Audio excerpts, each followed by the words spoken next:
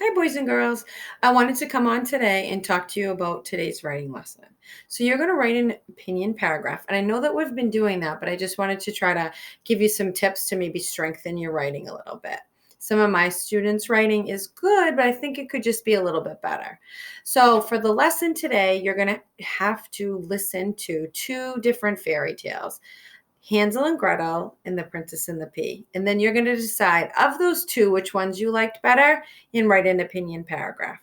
So I took some graphic organizers and some charts that I thought would be helpful for you. The first one is this opinion sentence starter. So I like this. This gives you some examples of some really strong beginning sentences for an opinion paragraph, because when you're writing an opinion paragraph, the first sentence is stating your opinion, but you want to do it in a really strong way that shows that you really feel a lot of emotion about what you're picked to write about. And then at the end, you restate your same opinion, but you can change the beginning. So I'm going to just read through this list because it's a little, you can see it, I think, but I'm going to read it through anyway. So some good opinion sentence starters are: I think, I feel, I know, I believe, in my opinion, the best thing about, everyone should, blank is better than blank, because if you liked blank, then you will love blank. So this is on the Google Slides, and here it is. And so today you're going to start by stating your opinion, but you need to write about whether you liked Hansel and Gretel or The Princess and the Pea. And you might not be familiar with either one of those. I tried to pick something that we haven't done so far, so that would be interesting. But what I did for my example paragraph, because I wrote one, because not only do you have to state your opinion, you have to give really strong reasons in the middle of the paragraph and then restate.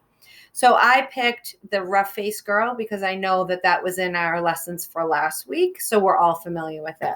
So this opinion planner paper is on your Google Slides. And I know it's a little bit hard to read, but I'll read it to you. So for my first opinion, it says my opinion, main idea. So I'm going to use one of those sentence starters. And the one that I used was, if you like Cinderella, then you will love the rough face girl. Because when you're writing any paragraph, you really want to catch the reader's attention to the paragraph. You want to be like, wow, the reader should be saying to themselves, I really can't wait to read what this paragraph says. So I like that beginning because it's kind of saying, like, if you like Cinderella, well, then you're going to love the rough face girl. And then here are my reasons. The first reason, so on the graphic organizer, it says reason one, give a detail. So I said, I love the setting of the Indian village. I think it's very different. So that's the only story of Cinderella version that I've ever read that had it set in an Indian village. So I like that about it. Then my second reason is the rough-faced girl is so brave. She walked by everyone, even though they were making fun of her. So I don't know if you remember, hopefully you do. She had, like, her dress was all tattered or ripped. She didn't have any nice clothes or shoes that fit her. And she was so brave. She just walked by everybody anyway. And I love that about her. And the third reason, the character of the invisible being was very interesting.